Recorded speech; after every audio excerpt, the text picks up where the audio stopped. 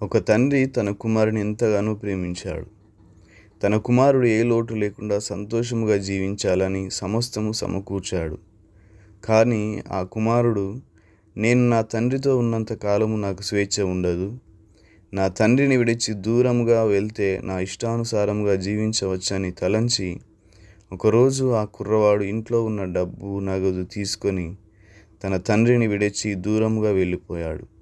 అది తెలిసి నా తండ్రి ఎంతో కన్నీరు మున్నీరై అన్ని చోట్ల వెతకడం ప్రారంభించాడు. ఆ కుమారుడు స్నేహితులతో కలిసి జల్సాగా తిరుగుతూ తన ఇష్టానుసారంగా జీవించడం ప్రారంభించాడు. అలా కొన్ని రోజులకు తన చేతిలో ఉన్న డబ్బులు అయిపోయాయి. ఎప్పుడైతే తన దగ్గర ఉన్న డబ్బులన్నీ అయిపోయాయో తన స్నేహితులు కూడా తన నుంచి దూరమయ్యారు. ఇప్పుడు తనకి తినడానికి తిండి లేని పరిస్థితి. అల్లారుముద్దుగా పెరిగాడు కావున కష్టపడడం చేత కాదు, కానీ కష్టపడి పని చేద్దామన్న ఎవ్వరూ ఏ పని ఇవ్వలేదు. చివరకు దిక్కుమాలిన స్థితికి చేరి అక్కడున్న రైల్వే స్టేషన్ దగ్గర అడుక్కోవడం ప్రారంభించాడు. ఆ విధంగా అడుక్కుంటూ ఉండగా ఓ పెద్దాయన ఆ రైల్వే స్టేషన్ దగ్గర విచారంగా కూర్చొని ఉంటే అతని దగ్గరికి వెళ్ళి, అయ్యా, భోజనం చేసి చాలా రోజులైంది, ఆకలి మంటతో అల్లాడిపోతున్నాను, దానం చేస్తారా అని ఆ పెద్దాయనను అడిగాడు. ఆ స్వరము విన్నటువంటి ఆ పెద్దాయన ఒక్కసారిగా కళ్ళు తెరిచి చూస్తే కళ్ళ ముందు భిక్షగాడు. అలా చూస్తున్నారేమిటి? ఒకప్పుడు నేను బాగానే బ్రతికాను, కానీ నేను నా తండ్రిని కాదని ఇంటిని విడిచిపెట్టి స్వేచ్ఛను కోరుకొని ఆఖరికి దిక్కుమాలిన స్థితికి చేరాను. కొంచెం దానం చేస్తే కడుపు నిండా భోజనం చేస్తాను అని అడిగాడు. అప్పుడు పెద్దాయన నెమ్మదిగా చూచి, అయ్యో నా కుమారుడా, ఇప్పటి వరకు ఎక్కడున్నావు? ఏమైపోయావు? మన ఇంట్లో నీకోసం సకల ఆశీర్వాదాలు ఉన్నాయి. నేను నీకోసం సంపాదించిందంతా కూడా మిగిలిపోయింది. నీకేం కర్మ పట్టిందిరా, ఈ విధంగా అడుక్కొని తింటున్నావు అని చెప్పి తన కుమారుని తన ఇంటికి తీసుకువెళ్ళాడు. గమనించండి, దారి తప్పిన తన కుమారుడి కోసం ఆ తండ్రి వెతుకుతూ తిరుగుచున్నాడు.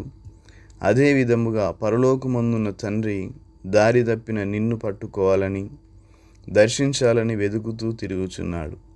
ఆ పరమ తండ్రి అద్భుతమైన దేవుడు, ఐశ్వర్యవంతుడు, సకల ఆశీర్వాదములకు కారణభూతుడు. అటువంటి గొప్ప దేవుణ్ణి నీవు విడిచిపెట్టి దిక్కుమాలిన వానిగా జీవిస్తున్నావు ఎందుకు? దేహి అని అనేక మందిని అడుక్కునే స్థితికి ఎందుకు చేరావు? ఈరోజు దేవుడు నిన్నే సూటిగా అడుగుతున్నాడు, నా కుమారుడా, నీవు నీ ఇష్టాన్ని కోరుకొని నా మాట కాదని, నన్ను కాదని ఎంతకాలం అనాథగా తిరుగుతావు? నీకోసం సకల దీవెనలు ఎదురు చూస్తున్నాయి. నీ పాతరోత జీవితాన్ని విడిచిపెట్టి నా దగ్గరకు తిరిగిరా. నేను నిన్ను క్షమించి నా ఇంటిలోనికి చేర్చుకుంటాను. ఒకప్పుడు ఎంతో ఆత్మీయంగా జీవించి, దేవునికి దగ్గరగా జీవించి, నీ సొంత నిర్ణయాల వల్ల, నీ తొందరపాటుతనము వల్ల, నీ కోపతాపాల వల్ల, లేదా అవినీతి అతిక్రమముల వల్ల దేవునికి, దేవుని సన్నిధినికి, సహవాసానికి దూరమైపోయావా? అశాంతికి, అసమాధానానికి, అసంతృప్తికి చేరువై నిరాశ నిస్పృహలో జీవిస్తున్నావా? అయితే దేవుడు నీకోసం ప్రేమతో నీ కొరకు ఎదురు చూస్తున్నాడు. నిన్ను క్షమించి, అంగీకరించి, తాను నీ కోసం దాచిన ప్రతి ఆశీర్వాదాన్ని నీతో పంచుకోవాలని ఎదురు చూస్తూ నిన్ను వెతుకుతున్నాడు.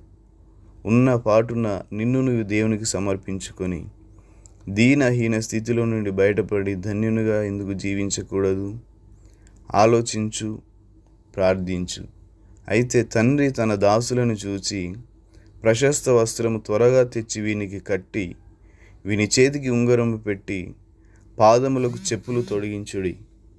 వీనికి గట్టి క్రొవ్విన దూడను తెచ్చి వధించుడి. మనం తిని సంతోషపడుదము. ఈ నా కుమారుడు చనిపోయి మరల బ్రతికేను, తప్పిపోయి దొరికెనని చెప్పాను. అంతటా వారు సంతోషపడసాగిరి. లూకా సువార్త 15వ అధ్యాయం 22 నుంచి 24 వచనాలు. Thank you. God bless you.